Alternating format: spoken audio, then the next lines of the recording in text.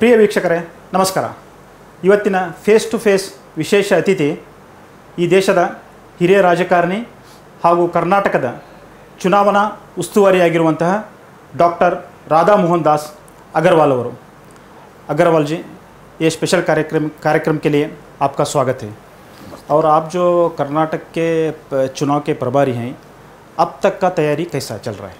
देखिए, मैं आज से 1.5 महीने पहले कर्नाटक आया, 15 फरवरी को. आज 29 मार्च है. आप यूँ समझिए कि जितनी भी चुनाव की दृष्टि से तैयारियां होती हैं, सबकी सहमति से कैंडिडेट बनाना, जनता के मनोभाव को पढ़ना, जनता का भाव का कद्र करते हुए प्रत्याशी देना, कार्यकर्ताओं के बीच में समन्वय स्थापित करना, जो प्रत्याशी हमने दिए हैं उनको लेकर के अगर कहीं कोई कुछ तनाव है, अंतर विरोध है, उसको दूर करना, युद्ध की तैयारी के लिए जितने भी प्रकार के उपकरण चाहिए उनको व्यवस्थित करना, प्रचार सामग्री की व्यवस्था करना,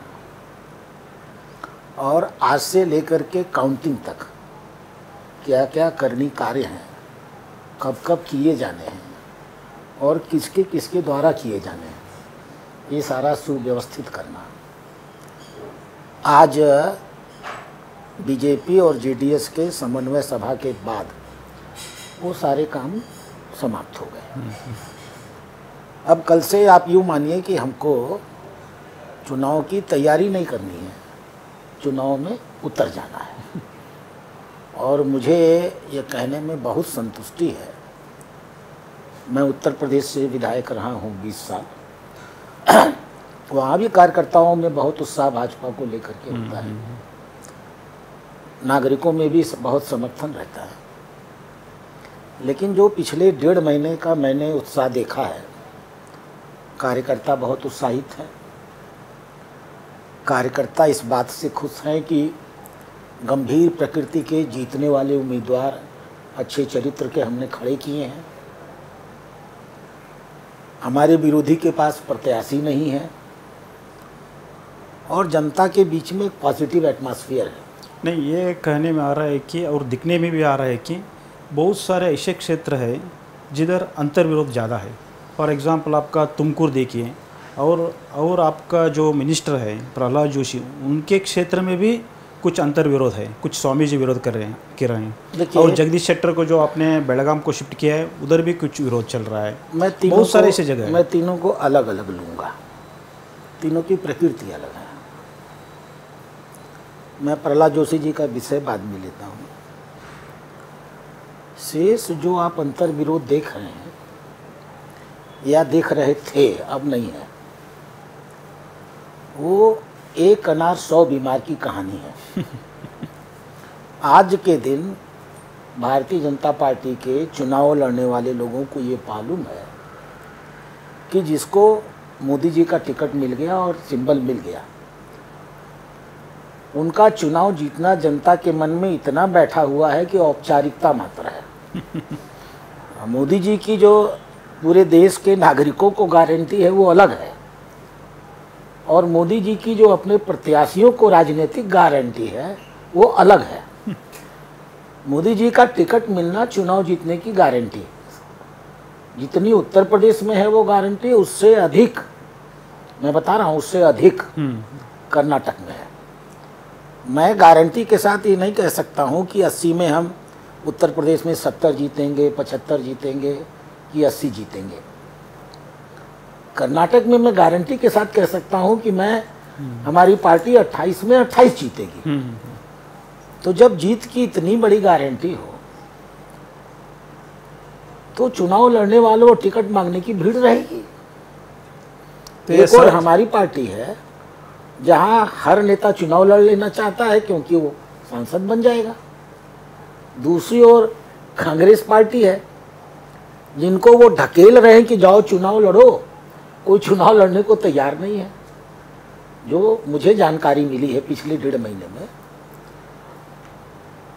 अब जब कांग्रेस पार्टी का राष्ट्रीय अध्यक्ष, 9 बार का विधायक, 2 बार का सांसद, वो चुनाव लड़ने की हिम्मत नहीं कर पाया, जब प्रदेश का मुख्यमंत्री, जिसने अपने लड़के के बारे में सपना पाला हुआ था कि हम मैसूरू से उसको चुनाव लड़ाएंगे, उसने अपने लड़के को किनारे कर लिया, बचा लिया, क्योंकि उसके पास तो पता है उसको कि हमारा लड़का हार जाएगा।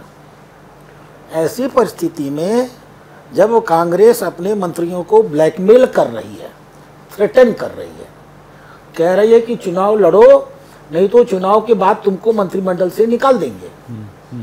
आप देखिए, पूरी की पूरी कर्नाटक में ऐसा लगता है कि एक बालक सेना दे दी गई है कांग्रेस की ओर से चुनाव लड़ने के लिए। कांग्रेस का कहना है कि हमने युवा नेताओं को प्रमोट कर रहे हैं। अब कुछ तो लोग कहेंगे ही कहेंगे, जब उनके पिताजी, उनके दादाजी, उनके चाचा जी लड़ने को तैयार नहीं है, हमारे इतने सीजन्ड प्रत्याशी हैं। आप सोचिए, हमारे जितने भी लोग प्रत्याशी चुनाव लड़ रहे हैं वो सब वरिष्ठ नेता हैं, और उनमें ही चल रहा है कि हमको दो, हमको दो, हमको दो। नहीं, आप एक बात ये बताइए कि इस बार कम से कम 10 एमपीओ को आपने टिकट नहीं दिया।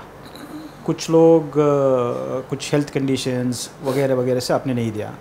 कुछ लोग तो ऐसे थे कि उनका परफॉर्मेंस भी था, फिर भी उनको टिकट नहीं मिला। सो ये क्या कारण है? देखिए, इसके कई आधार बनाने पड़ेंगे। 1-2 लोग ऐसे थे जिन्होंने स्वयं कहा कि हम चुनाव उम्र के नाते और हेल्थ के नाते नहीं लड़ेंगे, या अपनी कुछ और अन्य व्यवस्था के नाते, जैसे माननीय राजकुमार उदासी जी थे, माननीय बासवराज जी थे।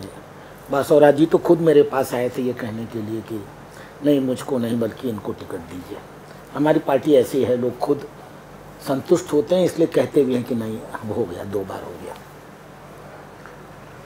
हमने किसी का भी टिकट अयोग्यता के आधार पर या इस आधार पर कि वो चुनाव हार जाएंगे, इस आधार पर नहीं करता है। जिनके भी टिकट में बदलाव हुआ है, एक बेहतर राजनीतिक चेहरा देने का प्रयास हुआ है।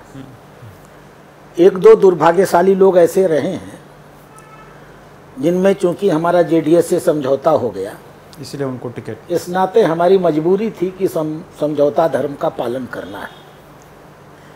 लेकिन जिन्हें हमने टिकट नहीं भी दिया है, आप 2 तरह से देखिएगा। जिनको हमने टिकट नहीं दिया है वो कहीं विरोध में नहीं है। नए लोग जो टिकट चाहते थे वो भले विरोध में हो।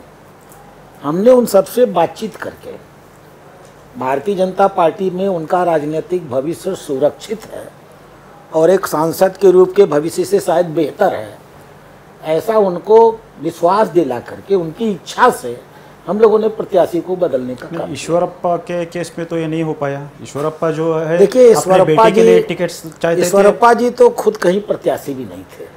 बेटे के लिए वो टिकट मांग रहे थे। मैंने उनसे कहा था कि सर, आप खुद चुनाव लड़िए, इतने वरिष्ठ आदमी हैं, इस बारी हम लोग अनुभव को, वरिष्ठता को, सबको सम्मान दे रहे हैं। उन्होंने कहा कि नहीं, मुझे नहीं लड़ना है। अब तो वही लड़ने के लिए तैयार हो गए। ये देखिए, प्रकृति बड़ी अजीब होती है और कभी कभी बहुत अजीब सी स्थितियां पैदा कर देती है। अपने पुत्र के लिए वो चिंतित जरूर थे और हम लोग आश्वस्त थे कि हम उनके पुत्र की राजनीतिक भविष्य की चिंता भी करेंगे। कारण था, ईश्वरप्पा जी कोई आज के सड़क चलते हुए नेता नहीं है। आज जो भारतीय जनता पार्टी कर्नाटक में है, उसको खड़ा करने में अगर कुछ चुनिंदा लोगों का नाम लिया जाएगा तो एक नाम ईश्वरप्पा जी का भी होगा, जरूर होगा। ये उनका दुर्भाग्य था कि जो पाप उन्होंने नहीं किया था, उस पाप के वो पापी बना दिए गए। लेकिन मैं माननीय न्यायालय को धन्यवाद दूंगा कि उस न्यायालय ने उनको मुक्त भी किया उस पाप से, उनके केस को ख़त्म भी किया। तो ऐसे वरिष्ठ नेता का हम लोग हमेशा सम्मान करते हैं। अभी भी ईश्वरप्पा जी चुनाव लड़ेंगे ये तय नहीं है। चुनाव लड़ना हम लोग तब मानते हैं जब कोई व्यक्ति पर्चा दाखिल कर दे, नॉमिनेशन कर दे सो और डेट ऑफ विड्रॉल को विड्रॉ न करे। अब तक आपको विश्वास है कि ईश्वरप्पा नहीं खड़े होंगे और बीजेपी के साथ ही रहेंगे? विश्वास नहीं, मैं आश्वस्त हूँ। हम्म। और मैं तो कुछ और कहता हूँ। मैं ये कहता हूँ कि राघवेंद्र का भाग्य खुलने वाला है। ईश्वरप्पा जो कुछ आज शिमोगा में काम कर रहे हैं, जब ईश्वरप्पा जी चुनाव नहीं लड़ेंगे तो उनके द्वारा जितना भी प्रचार किया गया है वो सब राघवेंद्र जी के मतों में बदल जाएगा। तो राघवेंद्र जी को तो उनको धन्यवाद देना चाहिए कि उन्होंने राघवेंद्र का प्रचार इन एडवांस शुरू कर दिया। वो कहीं भी जाते हैं मोदी जी के खिलाफ तो एक शब्द नहीं बोलते हैं। यहाँ तक कहते हैं कि मैं जीतूंगा तो भाजपा में चला जाऊंगा। तो दिल तो उनका हमारे पास है। ये दिल, हर आदमी के पास 2-3 दिल होते हैं। एक संगठनात्मक दिल होता है, विचारधारा का दिल, वो ईश्वरप्पा जी का हमारे ही पास है।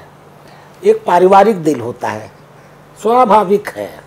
लेकिन आज नहीं कल उनका परिवार, मुझे विश्वास है, मैं उनके परिवार के लोगों से भी मिला हूँ, आज नहीं कल उनका परिवार भी इस निर्णय पर पहुँचेगा कि ईश्वरप्पा जी का सम्मान जितना बड़ा है उसको बनाए रखने की ज़रूरत है। अभी आप कह रहे थे कि इस बार अच्छा वातावरण है और भाजपा और जो जेडीएस, इनका जो भी संग ये है, आप 28 सीट भी जीत जाएंगे जी। मगर जब लास्ट असेंबली चुनाव हुआ था, उस चुनाव में जो हारे हुए नेता थे, जो नेता एक असेंबली सीट पर नहीं जीत पाया, अभी 8-8 असेंबली सीट आते हैं एक लोकसभा क्षेत्र में, ऐसे 3-4 लोगों को आपने टिकट दिया है। तुमकुर से सोमन्ना जी को और चिकबड़ापुर से के सुधाकर जी को और श्रीराम लोग को बल्लारी से जी। और आपको गोविंद कारजोड़ को चित्रदुर्ग से दिया है आपने। आप कैसा ये कह सकते हैं कि ये जीत जाएंगे? देखिए, जो चुनाव की हार जीत होती है ना, बहुत बार व्यक्ति की हार नहीं होती है, परिस्थितियों की हार होती है। वो जो दौर था विधानसभा चुनाव का, वो हमारे लिए बहुत भयावह दौर था और वास्तव में हमारे लिए शिक्षा लेने का दौर था। हमारे प्रत्याशी इसलिए नहीं हारे थे कि वो खराब थे, बल्कि पूरी राजनीति में उस जमाने में एक नैरेटिव सेट हो गया। वो नैरेटिव इतना सेट हुआ कि कर्नाटक से निकल करके पूरे देश में चला गया और लोग आश्चर्य करते थे कि मोदी जी की पार्टी की सरकार ऐसी हो सकती है। ये हमारी कमी थी, हमारी असफलता थी, मैं इसको स्वीकार करूंगा। हम उस नैरेटिव पर काउंटर नैरेटिव स्टैब्लिश नहीं कर पाए, बावजूद उसके कि हमने गलत नहीं किया था। ईश्वरप्पा जी ने 40% नहीं लिया था। आज वो हमसे अलग प्रचार कर रहे हैं, तब भी मैं कह रहा हूं ईश्वरप्पा जी ने 40% नहीं लिया था। ईश्वरप्पा जैसे व्यक्ति जो संघर्षशील होते हैं, जो अपनी बातों को खुल के कहते हैं, जो लड़ने के लिए तैयार होते हैं, ऐसे लोग 99% ईमानदार होते हैं। और समय ने सिद्ध किया कि वो गलत नहीं थे, कानून ने कहा कि वो गलत नहीं थे। लेकिन एक नैरेटिव सा बन गया कि 40%, 40%, 40%, हम उससे लड़ नहीं पाए। इसलिए जनता के मन में एक तात्कालिक आक्रोश आया। इस बार मैं इसको गारंटी देता हूं आपको, वो तात्कालिक आक्रोश था। जिस समय चुनाव चल रहा था, मैं केरल का भी सहप्रभारी था और लक्षद्वीप का भी। केरल से और लक्षद्वीप से हमारे कुछ कार्यकर्ता आए थे वॉलंटियर के रूप में, जो आसपास की विधानसभा हैं उनके लिए। मैंने उनसे पूछा कि जनता क्या कह रही थी। हम लोग एक ऐसी पार्टी को बिलोंग करते हैं जहां कंटिन्यूअस जनता के मनोभाव को हम लेने का काम करते हैं, जीतते समय नहीं, हारते समय भी लेते हैं। और जैसे आप लोग एग्जिट पोल करते हैं ना, आपको अंदाज नहीं है, हमारी पार्टी में आपसे मजबूत एग्जिट पोल होता है। और हमारे केरल के कार्यकर्ता हमको बता रहे थे कि हमको हमारे खिलाफ मतदान करके जो लोग बाहर आ रहे थे वही कह रहे थे इस पारी तो भाजपा को वोट नहीं दिया, लोकसभा में देंगे। मैं आपको बता रहा हूं, जिन भी लोगों ने भारतीय जनता पार्टी के तत्कालीन प्रत्याशियों को नहीं दिया, उनके अंदर अंदर से गिल्ट है। और दूसरी चीज़, जो वर्तमान कांग्रेस सरकार की नीतियां हैं उसके प्रति आक्रोश है। वो गिल्ट उनके अंदर का और वो आक्रोश सरकार का, ये दोनों मिल करके वो सारे लोग जिन्होंने भाजपा को असेंबली में वोट नहीं किया था, दूने उत्साह से आप भाजपा के लिए वोट करता हुआ पाएंगे। नहीं, और एक राजनीति में चर्चा चल रहा है कि इस भाजपा जो है हिंदुत्व के सिद्धांत के आधार पर जो पॉलिटिक्स करता है, इस बार जो कट्टर हिंदुत्ववादी नेता थे अनंत कुमार हेगड़े जी, प्रताप सिम्हा, उनको टिकट नहीं मिला, ये क्या संदेश भेजता? देखिए, मुसलमानों के लिए शब्द चलता है कट्टर और नॉन कट्टर। हिंदुओं में कोई कट्टर होता नहीं है, हिंदू की प्रवृत्ति नहीं है कट्टर होना। हमारे जेहन में कट्टरता नहीं आती है। हम स्ट्रेटजिकली कभी कभी कड़ी बात बोलते हैं क्योंकि उस समय तात्कालिकता में वो बात ज़रूरी होती है, उसकी आवश्यकता होती है, डिमांड होती है। और अगर सामने से शस्त्र चल रहा है तो आप गांधी जी की तरह नहीं कह सकते हैं कि एक गाल पे मार दिया तो दूसरे गाल पे भी मार दो। आपको हाथ पकड़ के रोकना पड़ता है। हिंदू जब लड़ने को उतरता है तो वो कट्टर हिंदू होता है। मैं इस शब्द को नहीं मानता हूँ, क्योंकि मैंने योगी जी को बहुत नज़दीक से देखा है। मैं उनका चुनाव संचालक रहा करता था। आपकी निगाहों में अगर ये लोग कट्टर हैं तो पता नहीं योगी जी क्या होंगे। लेकिन जितने मुलायम योगी जी हैं, जिस प्रकार से सारे समाज को लेकर के चलते हैं, मैं उसके आधार पर कह सकता हूं कि हिंदू कार्यकर्ता या भाजपा का कार्यकर्ता रणनीतिक रूप से अपने आप को कड़ा दिखाता जरूर है। नहीं, प्रश्न ये है कट्टर कि होता नहीं है। इनको टिकट क्यों नहीं मिला कर?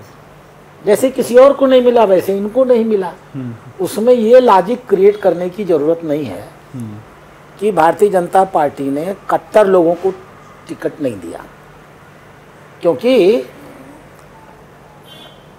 इन्होंने कर्नाटक के किसी नेता में ऐसी कट्टरता दिखाई भी नहीं थी जिसको कहा जाए कि वो भारतीय जनता पार्टी पर बोझा हो गए। मैं नाम लेके कह सकता हूँ। आप अगर किसी का इशारा कर रहे हैं तो मैं भी उस इशारे पे कह सकता हूँ। निजी व्यवहार में वो इतने मृदुल हैं, इतने अच्छे हैं। हाँ, हिंदुत्व के लिए समर्पित है। हिंदुत्व के लिए समर्पित होना कट्टरता की निशानी नहीं है। नहीं, ऐसा नहीं लगता आपको? ये जो अनंत कुमार हेगड़े जी को जो टिकट नहीं मिला, उन्होंने बहुत हिंदुत्व के बारे में और संविधान के बारे में बता देते कि हम संविधान बदल देंगे, ऐसा बात करते थे। और प्रताप सिम्हा जी भी बहुत सारे सिद्धरामैया के विरोधी थे और मोदी जी का वेरी गुड फॉलोअर ही इज़। सो ऐसे लोगों को जो मैंने हेगड़े जी के बारे में जाना है, हेगड़े जी की उत्पत्ति एक हिंदू रक्षक के रूप में हुई थी, कट्टरता के नाते नहीं हुई थी, एक स्वाभिमानी मजबूत व्यक्तित्व के नाते। मैं हेगड़े जी के बारे में आज भी, मैंने उनको, मेरी पार्टी ने टिकट नहीं दिया है, मैं हेगड़े जी के खिलाफ एक शब्द नहीं बोल सकता। वो 6 बार सांसद रह चुके हैं, उन्होंने बहुत काम किया है। हमारी पार्टी में तो 6 साल के बाद राष्ट्रीय अध्यक्ष बदल जाता है। आप कल्पना करिए, एक राष्ट्रीय अध्यक्ष जो पूरे देश का सबसे बड़ा दुल्हा होता है, 6 साल बाद वो सामान्य सांसद हो जाता है। कई लोग तो सांसद भी नहीं होते। हमारे यहाँ तो नियम है कि किसी पदाधिकारी को भी 2 बार से अधिक का चांस नहीं देना। यहाँ तो कुछ लोग 2 बार की जगह 4 बार, 5 बार, 6 बार रह चुके हैं। तो इसलिए इस परिवर्तन को उन्हें हटाया गया, ऐसा परिवर्तन नहीं है। एक जो सामान्य प्रक्रिया मानते हैं, ये एक सामान्य प्रक्रिया है, ये प्रकृति का नियम है। और भारतीय जनता पार्टी की एक सोची समझी नीति और रणनीति दोनों है कि नया खून आता रहे। आखिर आप हमारे संगठन को देखिए ना, नहीं, कोई ऐसा संगठन देखा आपने जहां हर 3 साल पर अध्यक्ष बदल जाता हो? कांग्रेस में कल्चर देखा क्या? कांग्रेस में अगर राहुल गांधी अध्यक्ष से हट गए तो आज भी वो अध्यक्ष की छाती पर चढ़ के बैठे हैं। अब आप सोचिए, मुझे एक वीडियो भेजा गया कर्नाटक से, मुझे नाम लेके कुछ कहना नहीं चाहिए। विशेष रूप से तब जब वो कर्नाटक का व्यक्ति हो। मल्लिकार्जुन जी मेज पे बैठे हैं, हाँ। राष्ट्रीय अध्यक्ष हैं, पानी पीना चाहते हैं, पीने के पहले श्रीमती सोनिया गांधी से पूछते हैं, जब वो हाँ करती है तो राहुल गांधी से पूछते हैं, और जब राहुल गांधी हाँ करते हैं तो पानी पीते हैं। हम ऐसी राजनीतिक व्यवस्था में चलने वाले लोग नहीं हैं। अगर हम डीएमके हैं तो स्टालिन के सिवाय कोई हमारा नेता नहीं होगा, समाजवादी पार्टी हैं तो अखिलेश के सिवाय कोई नहीं होगा, अगर हम टीएमसी हैं तो ममता के खिलाफ कोई नहीं होगा। हम ऐसी पार्टी नहीं है। हम एक बहुत बड़ा कैडर आधारित संगठन है और वैचारिक और प्रक्रिया के रूप में लोगों की भूमिका का हमारे यहाँ परिवर्तन होता है। आप एक बात ये बताइए कि पिछले जो विधानसभा चुनाव जो हुए थे उसमें कांग्रेस ने जो 5 गारंटी का घोषणा किया था और उसको भी उन्होंने जारी भी किया है, सो वो बहुत सारा फायदा हुआ कांग्रेस को और उन्होंने 135 सीट दिख के 35 सीट जीतकर उन्होंने सरकार बनाया। वही गारंटी स्कीम को लेकर इस मैं बार चुनाव का मुद्दा सबसे बड़ा मुद्दा। मैं आपको 2 गारंटी देता हूँ।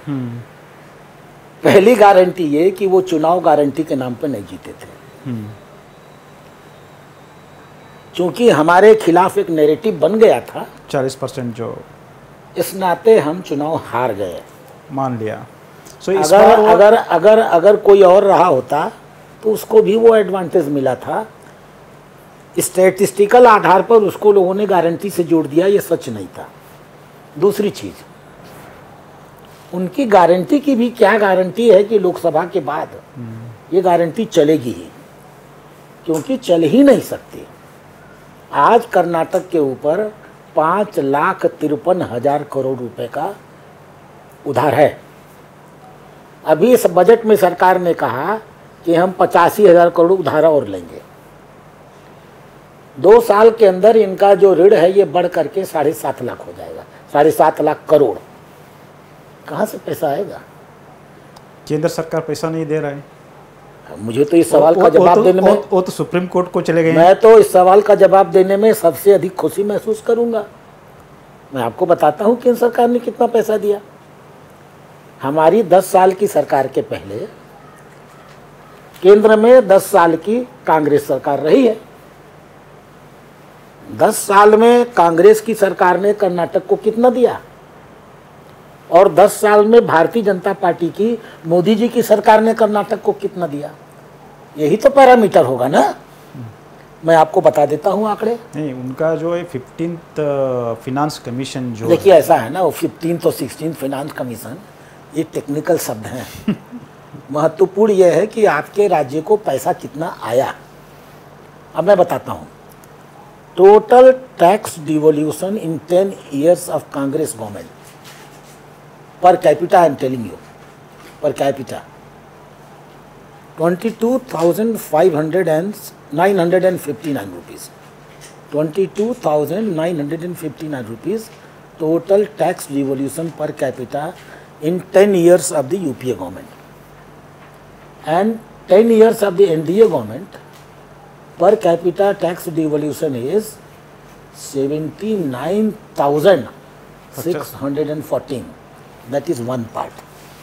Another part, total money given to the Karnataka for developmental projects. 10 years of UPA government, 856 rupees per capita, and 10 years of BJP government, 2,156 rupees per capita. तीसरा पक्ष, रेलवे प्रोजेक्ट्स। यूपीए के 10 साल में प्रति व्यक्ति 133 रुपया, 133, और हमारे मोदी जी की गवर्नमेंट में प्रति व्यक्ति 586 रुपया। चौथी चीज, वेलफेयर स्कीम्स। 10 साल यूपीए के गवर्नमेंट में per capita devolution for the welfare schemes 6,339 rupees. मैं आपको डाटा दे रहा हूं। और हमारी गवर्नमेंट में 15,214 रुपीज। ये मान लिया कि अब आप इसको जोड़िए, कहीं पर ये मोर देन 2.5 टाइम्स है, कहीं पर ये मोर देन 3 इवन 4 टाइम्स। मान लिया केंद्र सरकार ने जो देना था वो दे दिया है कर्नाटक को, फिर भी वो सुप्रीम कोर्ट चले गए हैं। सो आप मुझे ये बताइए कि ये जो केंद्र सरकार ने जो पैसा नहीं दिया, ये जो नैरेटिव है, ये एक चुनाव का मुद्दा रहेगा या नहीं रहेगा? लोग मानेंगे या नहीं मानेंगे? क्या लगता है आपको? वो नैरेटिव सेट करने के लिए तैयारी कर रहे हैं ना? हमारे यहाँ एक कहावत होती है, कांट की हाड़ी बार बार आग पे नहीं चलती, एक बार चलती है। सो असेंबली में जो चला है वो एक बार जो लोकसभा में नहीं चलेगा, चला नहीं लिया, अब नहीं चलने वाला। यहाँ के लोग मूर्ख नहीं है। जनता को इतने लंबे समय तक मूर्ख बना लेना ये संभव नहीं होता। अच्छा, मान लीजिए अगर सुप्रीम कोर्ट में ये कह दिया जाए कि भारत सरकार ने कम पैसा दिया, तब ये नैरेटिव स्टेट होगा। अच्छी तरह से ये जानते हैं कि ऐसा होने वाला नहीं है। इन्होंने मुकदमा तो कर दिया है, लेकिन उसको परसू नहीं कर रहे हैं। उन्होंने मुकदमा करके माननीय न्यायालय का राजनीतिक इस्तेमाल करने की कोशिश की है। अच्छा, और एक बताइए, हमने मान लिया कि एक बहुत बड़ा चुनाव मुद्दा नहीं होगा कर्नाटक में, मान लिया, बेरोजगारी, भ्रष्टाचार, ये जो सबसे दो बड़े मुद्दे होंगे। कांग्रेस इसको, इस नैरेटिव को सेट करने के लिए काम कर रहा है। आपने बहुत अच्छी बात कही। आपकी पूरी जिंदगी नहीं, भारत के पूरे इतिहास में, दुनिया के पूरे इतिहास की बात मैं करता हूं। भारत का वित्त मंत्री खुलेआम कहता है कि मेरे पास चुनाव लड़ने के लिए पैसा नहीं है, इसलिए मैं नहीं चुनाव लड़ूंगा। इससे भी कोई ईमानदार सरकार होती है क्या? आज जो चुनाव हो रहा है वो प्रधानमंत्री को चुनने का हो रहा है। अगर माननीय प्रधानमंत्री और उनके मंत्रिमंडल के किसी भी सदस्य के ऊपर, एक सदस्य के ऊपर भ्रष्टाचार का आरोप कोई लगा दे, तो हम लोग जो पाप की सजा है पाएंगे। ये तो माननीय प्रधानमंत्री का यूएसपी है कि कोई भी बेईमान आदमी उनके इर्द गिर्द नहीं रह सकता, और गलती से आ भी गया है तो उसको दूर करने में माननीय प्रधानमंत्री बहुत देरी नहीं करते।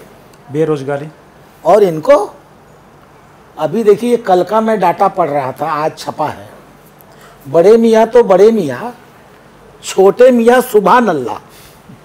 डीके शिव कुमार के पास 700, 800, 1000, 1100 करोड़ रुपया है नंबर 1 का, ये तो सबको पता था। छोटे मियाँ उनके भाई ने जो पर्चा दाखिल किया, उसी में उन्होंने दिखाया कि हमारी संपत्ति बढ़ के 583 करोड़ हो गई, 583 करोड़। ऑफिशियल डॉक्यूमेंट में वो दिखा रहे हैं, तो लीगल है ना? तो वो तो जो लीगल दिखा रहे हैं ना, जैसे बर्फ होता है ना, बर्फ को पानी में डाल दीजिए तो पानी के ऊपर बर्फ का एक टिप आता है, सारा बर्फ नीचे रहता है। तो वो उनका दिखने वाला है। सो डीके शिव कुमार और उनके जो भी और डीके सुरेश है, उनके ऊपर और कार्रवाई चलती रहेगी? नहीं, हम लोग व्यक्तिवादी कार्रवाई नहीं करते। ये हमारे अधिकार क्षेत्र में भी नहीं होती है। कांग्रेस सरकार के जमाने में हम कहते थे कि सीबीआई, कांग्रेस का तो कहना है ईडी, आईटी, सीबीआई सब कुछ तो भाजपा यूज कर रहा है उनके खिलाफ। अब भाई जब पकड़े जाते हैं तो यही कहेंगे। भारतीय जनता पार्टी ने, भाजपा का नेता के ऊपर कोई रेड नहीं, भारतीय जनता पार्टी ने तो उनसे नहीं कहा था कि तुम बेईमान हो जाओ, हजार हजार करोड़ रुपया अपने पास रखते हैं और फिर कहते हैं कि हमारी जांच हो रही है। क्या जरूरत है इतने पैसे की जीवन में? कोई जरा समझा दे। ऐसे लोग जो समाज में राजनीति करने आते हैं, समाज सेवा करने आते हैं, खाने की तो फुर्सत नहीं होती है। एक राजनेता जो सफल हो, शांति से बैठ के खाना भी नहीं खा पाता है। इतने पैसे की जीवन में जरूरत कहाँ होती, मेरे समझ में नहीं आता। अब आपने चोरी की और पकड़ लिए गए तो आप कहते हो अरे अरे अरे अरे मुझको पकड़ लिया, मुझको, उसको भी पकड़ो, उसको भी पकड़ो। तुम जो पकड़े गए हो उसका हिसाब तुम चोर हो कि नहीं हो ये बताओ। जो नहीं पकड़ा गया है वो चोर है कि नहीं है? इतनी परेशानी है इनको, तो न्यायालय का दरवाजा तो खुला है। एक सूची लेके चले जाते हैं, न्यायालय में एक एप्लीकेशन दे देते हैं, हुजूर भाजपा के ये लोग भ्रष्ट हैं, इनके यहाँ ईडी का छापा नहीं पड़ रहा। न्यायालय संज्ञान में ले लेती कि नहीं लेती? क्या ये कोर्ट में गए? नहीं। तो फिर अगर जो आरोप ये लगाते हैं वो सच होता तो ये तो इतने बड़े मुकदमेबाज लोग हैं, ये खट से न्यायालय में चले जाते और न्यायालय भारत सरकार को एक नोटिस जारी कर देती कि भाई तुमने इनको नोटिस क्यों नहीं दिया, तुमने इनको नोटिस क्यों नहीं दिया, किसने रोका था इनको जाने से? लफाजी से दुनिया नहीं चलती। आप सचमुच ऐसा मानते हैं तो आपको न्यायालय चले जाना चाहिए। वो तो गए नहीं क्योंकि उनको मालूम है कि ये सच नहीं है। और एक बात बताइए, अरविंद केजरीवाल जो है दिल्ली के मुख्यमंत्री है, अभी तो वो तो अभी आपने जेल डाल दिया उनको, वो तो जेल से ही सरकार चला रहे हैं। कितने दिन जेल में रहेंगे और कितने दिन जेल से सरकार चलाएंगे? देखिए, पहली बात तो आपकी मैं आग्रह करूंगा, जो कांग्रेसी भाषा प्रयोग करते हैं वो आप न करिए। हमने उनको जेल में नहीं डाला। नहीं, आपने बोला तो सर नहीं, कोर्ट ने। हमारी बात समझें। अब कांग्रेस की पार्टी इनकम टैक्स में अपने आय का हिसाब न दे, जो लीगल फॉर्मेलिटी है पूरी न करे, टालती रहे 2000 करोड़ रुपए की संपत्ति 50 लाख में खरीदती रहे, अकाउंट तो सीज हो गया, और कहे कि हमारे ऊपर कार्रवाई हो गई, तो कानून का सम्मान न करना, कानून की प्रक्रिया का पालन न करना और कानून के द्वारा दंडित किया जाना और दंडित होने के बाद भाजपा को आरोपित कर देना, ये तो बड़ा आसान काम है। इसका रियलिटी से कोई संबंध नहीं है। अरविंद केजरीवाल को पिछले 7 महीने से ईडी संबंध दे रही थी, 8वां संबंध था ये। जब तक चुनाव नहीं आ गया तब तक केजरीवाल इस देश के न्यायिक और प्रशासनिक इतिहास के अकेले व्यक्ति हैं जिन्होंने खुलेआम कहा कि मैं संबंध का पालन नहीं करूंगा। संबंध का पालन करना एक सामान्य नागरिक की जिम्मेदारी होती है, जो सत्ता में बैठा है उसकी तो और भी अधिक होती है। इनको तो उसी समय पकड़ के डालना चाहिए था। 8 बार मौका दिया गया, लेकिन देखिए कितना मास्टर स्ट्रेटजिस्ट है ये केजरीवाल। जब तक चुनाव नहीं आ गया तब तक उसने संबंध का पालन नहीं किया। कोर्ट में चला गया, कोर्ट से जब कह दिया गया कि नहीं तुमको पेश होना पड़ेगा, तब पेश हुआ। अब उसको किसने कहा? भारतीय जनता पार्टी ने कभी उससे कहा था क्या कि शराब की नीति बदल दो, कि 6% की जगह 12% कमीशन कर दो, कि हर मोहल्ले में 3-3 दुकानें खड़ी कर दो, कि के कविता से और दक्षिण की लाभी से 100 करोड़ रुपया ले करके नई पॉलिसी तैयार कर दो, और वो भी अपने घर के अंदर। अभी कोर्ट में बयान किया जाए अरविंद केजरीवाल ने, केजरीवाल की इतनी हिम्मत नहीं थी कि वो कहे कि नहीं, मेरे घर के अंदर शराब नीति नहीं बनी। उन्होंने बयान क्या दिया? मैं तो मुख्यमंत्री हूँ, मेरे घर के अंदर बहुत लोग आते रहते हैं, मैं क्या जानना कि शराब नीति बन रही है। अब आप बताओ कोई इस पर विश्वास करेगा? तो वो अपनी करनी भर रहे हैं। अगर वो 8 महीना पहले ईडी के सामने पेश हो गए होते और सचमुच में अगर करप्ट न रहे होते तो अब तक बाहर आ गए होते। टालते टालते टालते वो जो एक किसान की कहानी होती है ना, उसके गांव में आग लग रही थी, वो सावधान नहीं हुआ, खेत के पास आ गई, वो सावधान नहीं हुआ, खेत जल गया, वो सावधान नहीं हुआ, उसका घर जल गया, तब कहता घर में आग लग गई। नहीं, ये मान लिया कि जैसी करनी वैसी भरनी, हमने मान लिया, तो भ्रष्टाचार के नियम खिलाफ है। मगर आप ये बताइए कि जो बेरोजगारी हो गया, भ्रष्टाचार, हमने मान लिया जो लोग भ्रष्ट हैं उनके खिलाफ कार्रवाई हो रही है।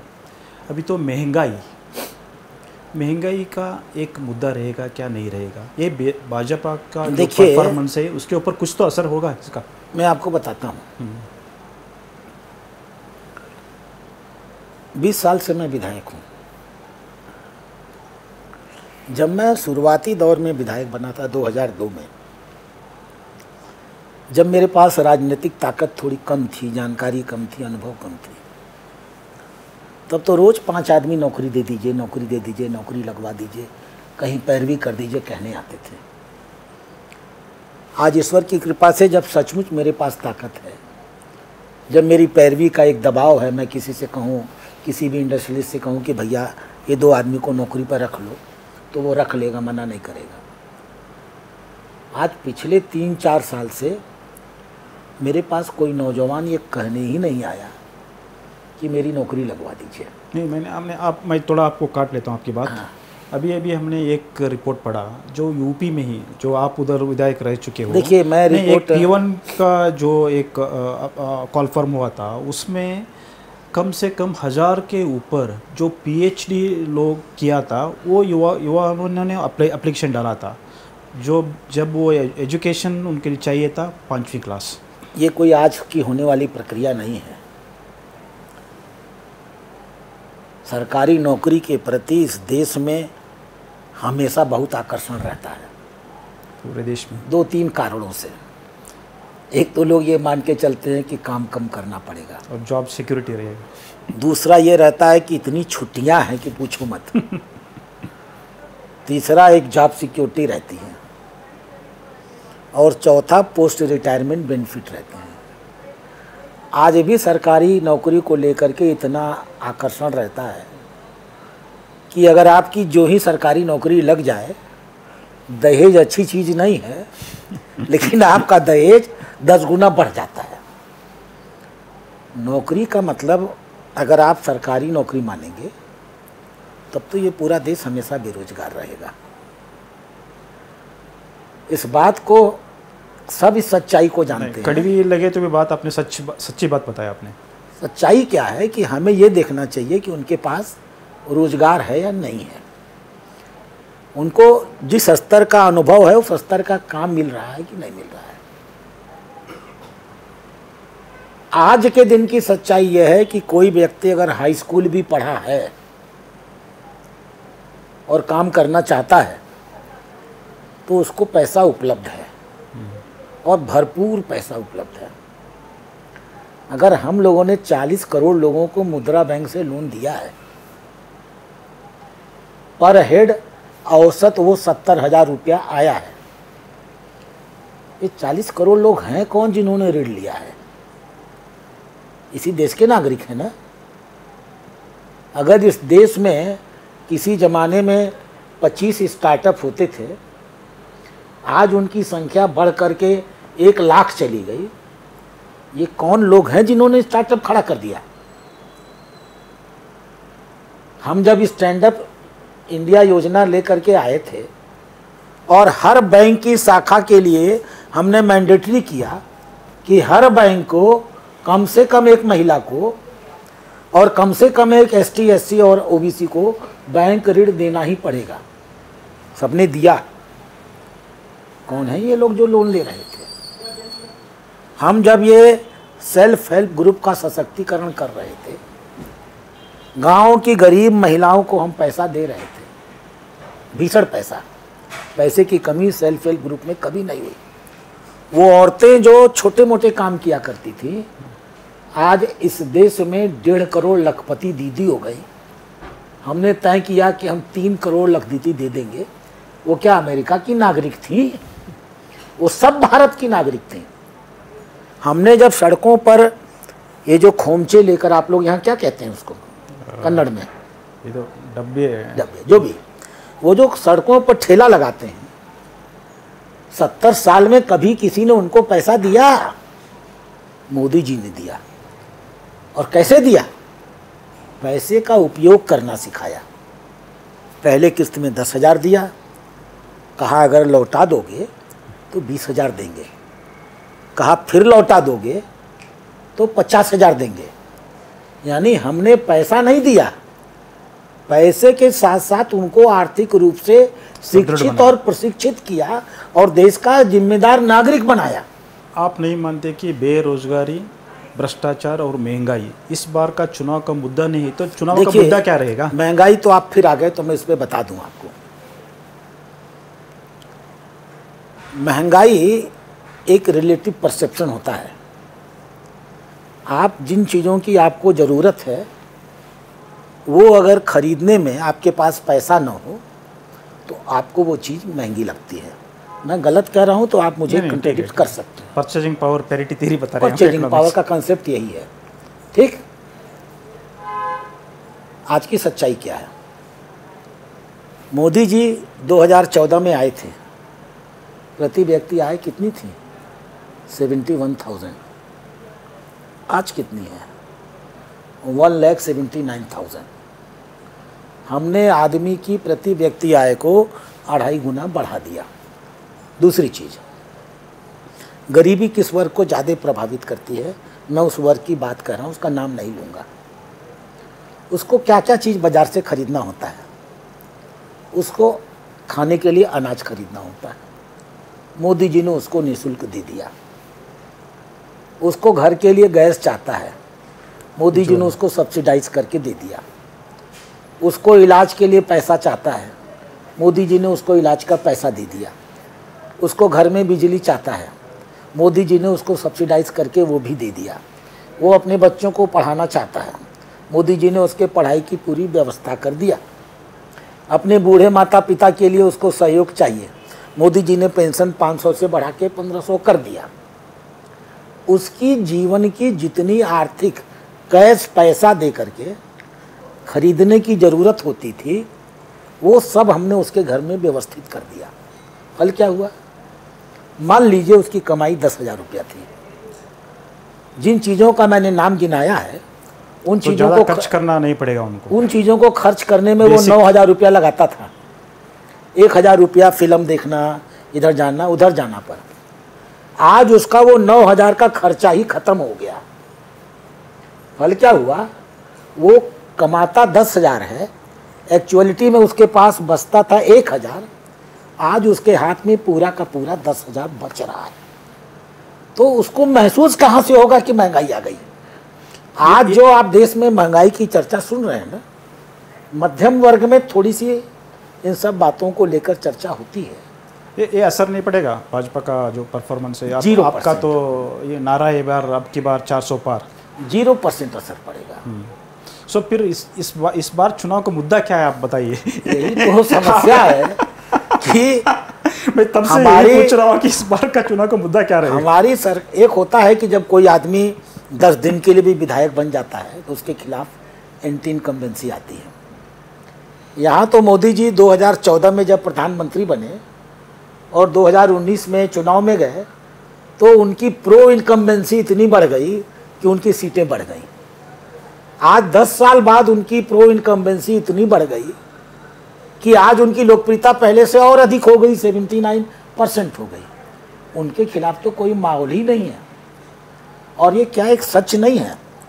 मान लीजिए आपके बच्चे हैं, आप किसी डॉक्टर को दिखाते हैं, वो डॉक्टर अच्छा है, वो डॉक्टर सस्ता है, वो कम से कम दवा में आपका इलाज कर देता है, आप डॉक्टर बदलेंगे? नहीं। आपके घर में एक टीचर पढ़ाने आता है, वो पैसा भी कम लेता है और आपके बच्चे को पढ़ाता भी अच्छा है, क्या आप जानबूझ करके उस शिक्षक को बदल देंगे? नहीं बदलेंगे। आप किसी जगह से सब्जी लेने जाते हैं, वो सब्जी अच्छी देता है और सस्ती देता है, आप सब्जी की दुकान बदल देंगे? नहीं बदलेंगे।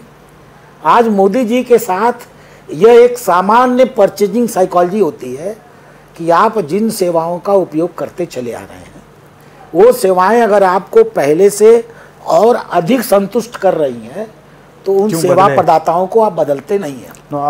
तो अगर आप उन सेवा प्रदाताओं को नहीं बदलेंगे तो मोदी जी को क्यों बदल देंगे? तो आपका कहने का ये मतलब है ऑलरेडी लोगों ने मन बना लिया कि मोदी को फिर से चुनेंगे। सच तो यही है सर कि ये चुनाव भारतीय जनता पार्टी के कार्यकर्ता, भारतीय जनता पार्टी के नेता अपने अपने राजनीतिक धर्म के निर्वहन के लिए प्रचार कर रहे हैं।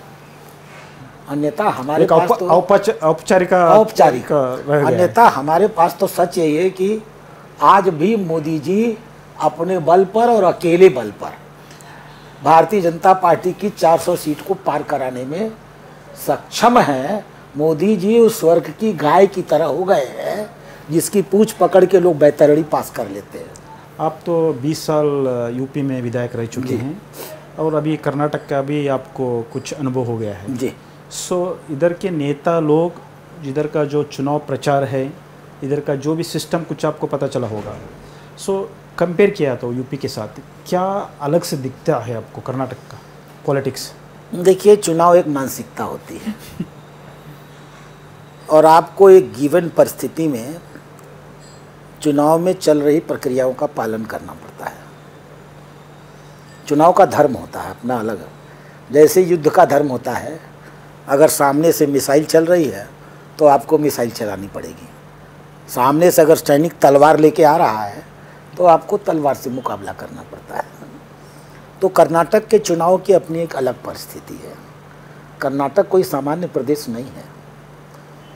प्रति व्यक्ति आय के रूप में मुझे लगता है कि अगर मैं गलत नहीं हूँ तो आज कर्नाटक का दूसरा स्थान होगा, महाराष्ट्र के ठीक बाद। लेकिन मैं एक चीज़ और जोड़ दूँ आपको, आर्थिक रूप से इतने मजबूत कर्नाटक का एक काला चेहरा भी है, वो मुझे चिंतित करता है। पूरे देश में 1 करोड़ की जनसंख्या पर आत्महत्या करने वाले किसानों की संख्या 78 है और कर्नाटक में 1 करोड़ की जनसंख्या पर आत्महत्या करने वाले किसानों की संख्या 301 है। 4 गुना किसान लोग अधिक यहाँ आत्महत्या कर रहे हैं। तो कर्नाटक की एक डिस्पैरिटी है। इतने बड़े एफ्लुएंस में हमारे पास किसानों का एक समूह है, हम जिन तक ये आर्थिक स्वावलंबन के भाव नहीं पहुंचा पाए।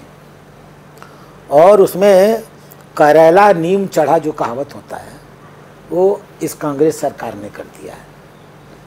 कांग्रेस सरकार के आने के पहले 6,000 रुपया किसान सम्मान निधि भारत सरकार देती थी और 4,000 राज्य सरकार देती थी। यह जानते हुए भी कि किसानों की मौत कर्नाटक में पूरे देश में सर्वाधिक होती है, उन्होंने उस 4,000 रुपये को बंद कर दिया। कभी कभी मैं सोचता हूँ कि अगर भारत सरकार ने वो किसान सम्मान निधि न दी होती, अगर वो किसान मानधन योजना में 60 साल के बाद 3,000 का पेंशन का हमने भीख नहीं दिया है, हमने प्रक्रिया में उसको डाला है। अगर हमने फसल बीमा योजना नहीं दी होती, अगर हमने सिंचाई बेनिफिट योजना ला करके बेहतर फल देने की कोशिश न की होती, अगर हमने 1,64,000 करोड़ खाद की सब्सिडी न दी होती, अगर हमने सस्ते बीज न दिए होते, इन लोगों को शोधित बीज उपलब्ध न कराए होते और MSP को लागत का 1.5 गुना न किया होता, तो आज कर्नाटक के किसानों की हालत क्या होती। आज कर्नाटक का किसान सुबह उठता है तो मोदी जी को धन्यवाद देता है, शाम को सोता है तो कहता है भैया इस सरकार को जाने नहीं देना है।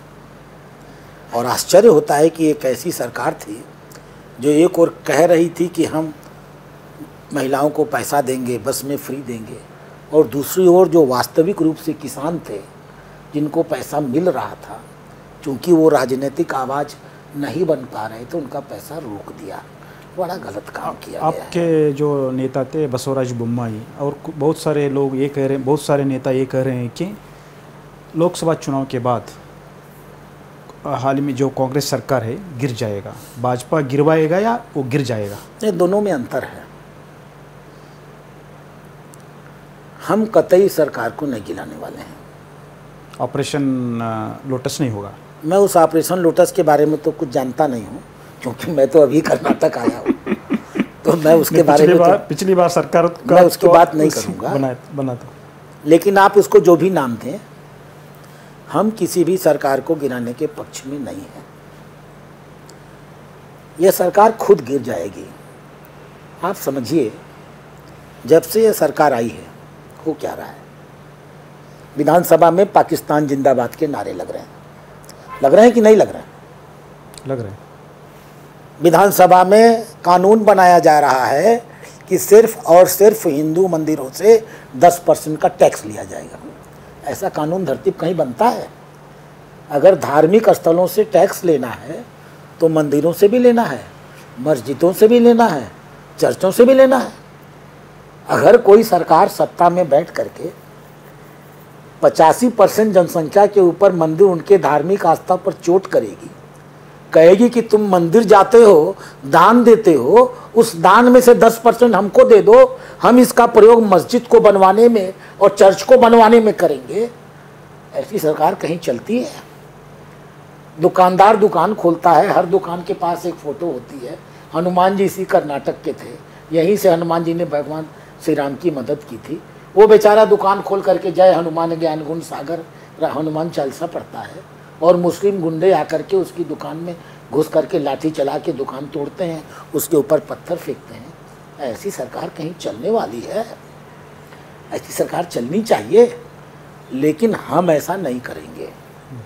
मैं तो ईश्वर से प्रार्थना करूंगा कि यह सरकार जितना दिन खींच जाए उतना ही अच्छा है, क्योंकि 135 से घट करके ये 10 के नीचे आएंगे। 10 के नीचे they will not win more than 11 seats, you note it.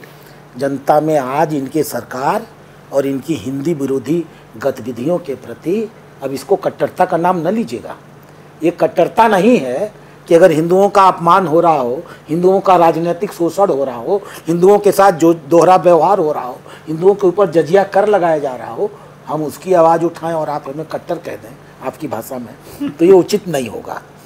लेकिन जो कुछ ये कर रहे हैं, बड़ी खराब दुर्दशा इनकी होने वाली है। आने वाले असेंबली चुनाव में कांग्रेस का कोई नाम लेने वाला नहीं होगा। आपने इतनी देर तक आपका अमूल्य समय हमको दिया और बहुत सारे विषयों के ऊपर आपने खुलकर अपना अभिप्राय व्यक्त किया। आपको धन्यवाद। Thank you so much. Thank you. ಪ್ರಿಯ ವೀಕ್ಷಕರೇ, ಇಷ್ಟೊತ್ತು ಕರ್ನಾಟಕದ BJPಯ ಚುನಾವಣಾ ಉಸ್ತುವಾರಿಯಾದಂತಹ ಡಾಕ್ಟರ್ ರಾಧಾಮೋಹನ್ ದಾಸ್ ಅಗರ್ವಾಲ್ ಅವರು ಕರ್ನಾಟಕದಲ್ಲಿ BJPಯ ವಾಸ್ತವಾಂಶ ಹಾಗೂ ಈ ಬಾರಿಯ ಲೋಕಸಭಾ ಚುನಾವಣೆಯಲ್ಲಿರುವಂಥ ಚುನಾವಣಾ ವಿಷಯಗಳು ಹಾಗೂ ಭಾರತೀಯ ಜನತಾ ಪಕ್ಷ ಯಾವ ರೀತಿ ತನ್ನ ಕಾರ್ಯತಂತ್ರವನ್ನು ರೂಪಿಸಿದೆ ಎನ್ನುವ ಕುರಿತು ನಮ್ಮ ಜೊತೆ ಅತ್ಯಂತ ವಿಸ್ತೃತವಾಗಿ ಹಾಗೂ ಮುಕ್ತವಾಗಿ ಮಾತನಾಡಿದರು. ಇದೇ ಇವತ್ತಿನ ವಿಶೇಷ.